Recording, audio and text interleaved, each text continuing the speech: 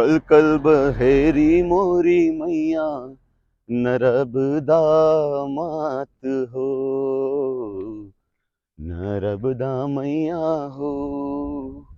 Hello, this is बनी factor और सुबह सुबह मैं अमरकंटक आ गया हूँ और अमरकंटक में भजन गाते हुए माँ नर्मदा की भक्ति में झूमते हुए मैं यहाँ की गलियों में घूम रहा हूँ और यहाँ पर जितने भी घूमने के प्लेसेस और दर्शन करने के प्लेसेस हैं, दर्शन करने के स्थान है, वहाँ पर मैं जा रहा हूँ।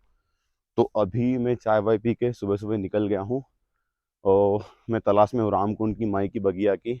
अपने रास्ते पर आगे मैं धीरे धीरे बढ़ता हूँ और यहाँ पर जितने भी टूरिस्ट प्लेसेस और दर्शनीय स्थान है उन सभी को एक्सप्लोर करने वाला हूँ। तो चलिए हम चलते हैं सीधे रामकुंड की ओर अभी।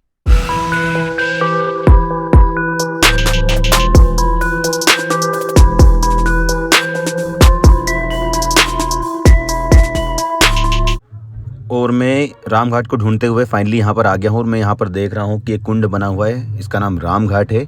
यहाँ पर आकर काफ़ी शानदार लग रहा है मुझे, लेकिन ठंड इतनी ज़्यादा है कि मैं नहा नहीं पा रहा हूँ। अदरवाइज़ मेरा नहाने का काफ़ी मन था। और भी अन्य प्लेसेस है जैसे कपिलधारा, दूधधारा, वहाँ पर मैं जाकर नहाने की कोशिश करूँगा।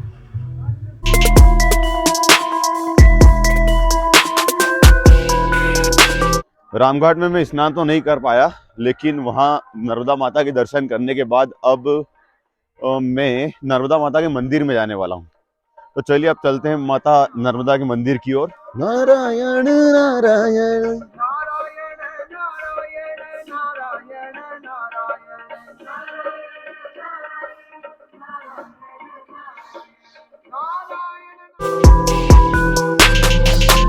और फाइनली मैंने मां नर्मदा मंदिर के परिसर में प्रवेश कर लिया है और यहाँ पर मुझे एक साथ व्हाइट कलर के इतने सारे टेम्पल्स देखने को मिल रहे हैं, जिनमें से मुख्य जो मंदिर है मां नर्मदा का मंदिर ये वाला है। लेकिन एक साथ इतने सारे मंदिरों के शिखर के दर्शन करना काफ़ी अच्छा अनुभव और काफ़ी आकर्षक लगता है इन सबको देखने में। अभी मैं इनके अंदर जाने वाला हूँ और मां नर्मदा के दर्शन करने वाला हूँ।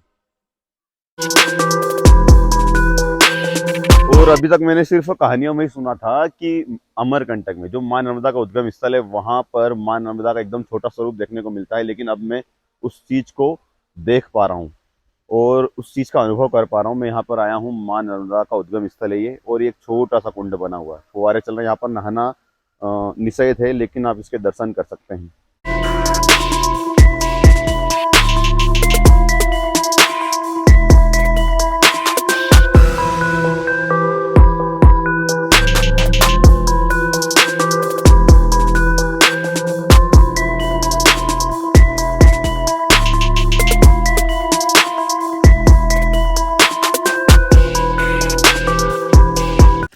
ये मां नर्मदा का मुख्य मंदिर है। इसके बाहर सफाई का काम चल रहा है और अंदर माता का श्रृंगार हो रहा है। इसी के चलते मैं अभी मंदिर में प्रवेश नहीं कर पा रहा हूँ, लेकिन अभी थोड़ी देर बाद मुझे यहाँ पर दर्शन करने को मिलेंगे।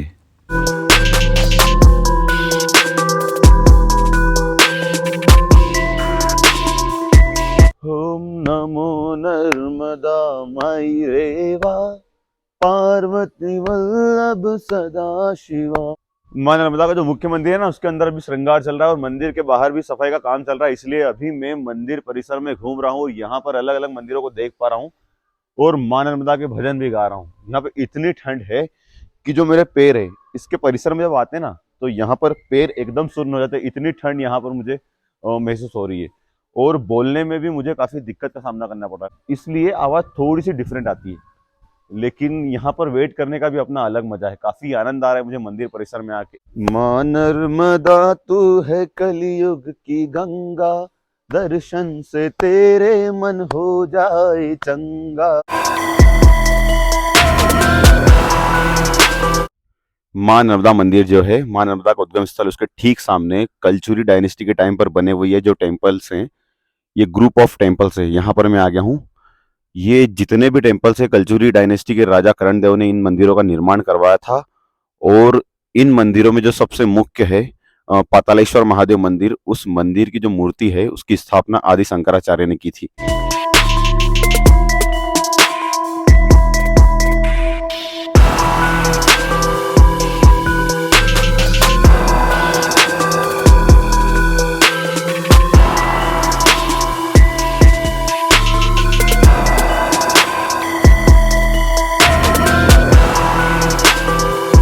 किसी एंशिएंट प्लेसेस पर जाते हैं और वहाँ पर बने हुए अलग अलग प्रकार के मंदिरों और स्ट्रक्चर्स को देखते हैं तो उन स्ट्रक्चर्स के साथ अलग अलग कहानियाँ जुड़ी होती है।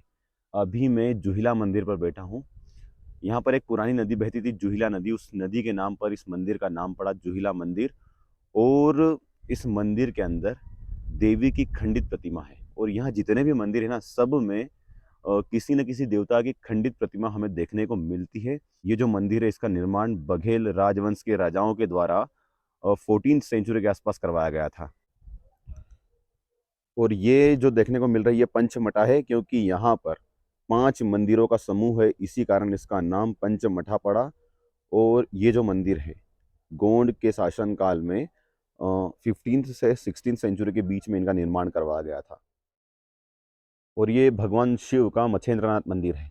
पुराने समय में 2 संप्रदाय हुआ करते, एक शैव संप्रदाय और एक वैष्णव संप्रदाय। तो शैव संप्रदाय के जो प्रवर्तक थे मच्छेंद्रनाथ, उन्हीं के नाम पर इसका नाम मच्छेंद्रनाथ मंदिर पड़ा। और ये टेम्पल कलचुरी डायनेस्टी के टाइम पे 11th से 12th सेंचुरी के बीच में बनवाए गए थे। कपिलधारा और दूधधारा के दर्शन करने के लिए जा रहा हूँ। ये छोटा सा ट्रेकिंग वाला रास्ता है, 2-5 मिनट पैदल चलना पड़ेगा। मुझे आगे काफ़ी परिक्रमा से चलते हुए नजर आ रहे हैं। ये भी कपिलधारा और दूधधारा के दर्शन करने के लिए जा रहे हैं।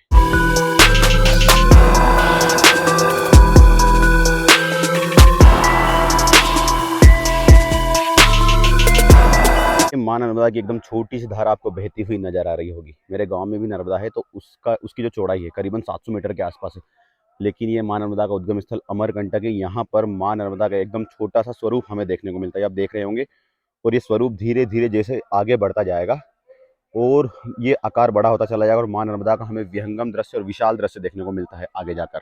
मां नर्मदा जैसे ही धीरे धीरे आगे बढ़ती जाती है, उसका विशाल रूप हमें देखने को मिलता है। और यही मुझे यहाँ पर देखने को मिल रहा है कपिल धारा में। यहाँ पर मां नर्मदा एक गहरी सी खाई में गिरती हुई नजर आती है। और इस झरने को, इस धारा को कपिल धारा के नाम से जाना जाता है।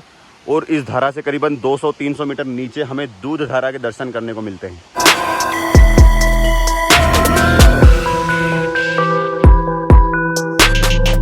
पीछे मैंने कपिल धारा के दर्शन कर लिए हैं और कपिल धारा के ठीक सामने कपिल मुनि का आश्रम भी। वो सब दर्शन करने के बाद अब मैं जंगल वाले रास्ते से, यहाँ पे हालांकि पैदल मार्ग बना हुआ है, ट्रेकिंग करते हुए दूध धारा की तरफ जा रहा हूँ। कपिल धारा से दूध धारा की दूरी करीबन 200-300 मीटर के आसपास है। लेकिन रास्ता काफ़ी शानदार है, काफ़ी भक्तिमय माहौल। माँ नर्मदा का एकदम छोटा सा रूप मुझे यहाँ पर देखने को मिल रहा है अमरकंटक में। लेकिन माँ नर्मदा जैसे ही आगे बढ़ती है तो एक गहराई वाली खाई आती है और वहाँ पर जब नर्मदा का पानी गिरता है तो वो कपिल धारा के नाम से जानी जाती है। और थोड़ा आगे जाने पर हमको दूध धारा के दर्शन भी करने को मिलेंगे।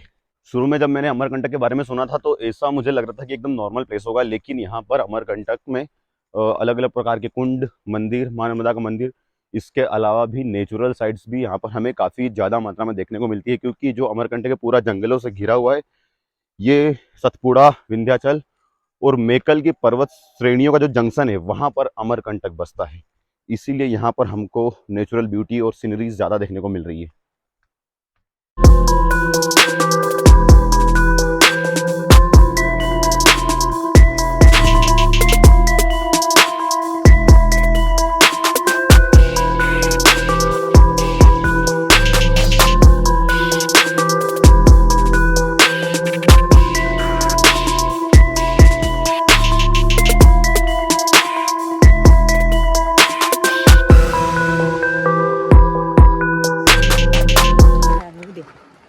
नर्मदे हर, नर्मदे हर, नर्मदे हर।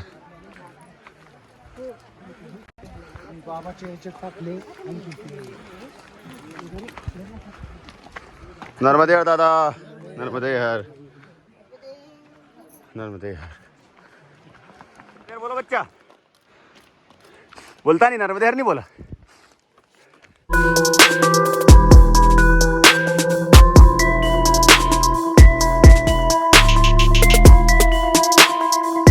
और अभी फिलहाल मैं माई की बगिया में आया हूँ। माई की बगिया माता नर्मदा का उद्गम स्थल माना जाता है। जो परिक्रमावासी उत्तर से आते हैं और उन्हें दक्षिण की तरफ जब जाना होता है परिक्रमा संपूर्ण करने के लिए, तो माई की बगिया को घूमकर वो दक्षिण की तरफ जाते हैं। अगर माई की बगिया के पहले अगर उन्होंने कहीं से भी माँ नर्मदा को क्रॉस कर लिया तो परिक्रमा खंडित हो जाती है। इसलिए यहाँ पर जब भी परिक्रमावासी आते हैं तो इसके बाद, यहाँ पे दर्शन करने के बाद ही वो यहाँ से दूसरी तरफ जाते हैं, क्योंकि बीच में ऐसी कई जगह हैं जहाँ पर माँ नर्मदा गुप्त रूप से बहती है। माई की बगिया में 2-3 अलग-अलग प्रकार के कुंड है जहाँ पर माता नर्मदा का उद्गम स्थल माना जाता है, और इसके आगे माता नर्मदा कुछ दूरी के लिए गुप्त रूप से बहती है और फिर आगे जाकर प्रकट होती है।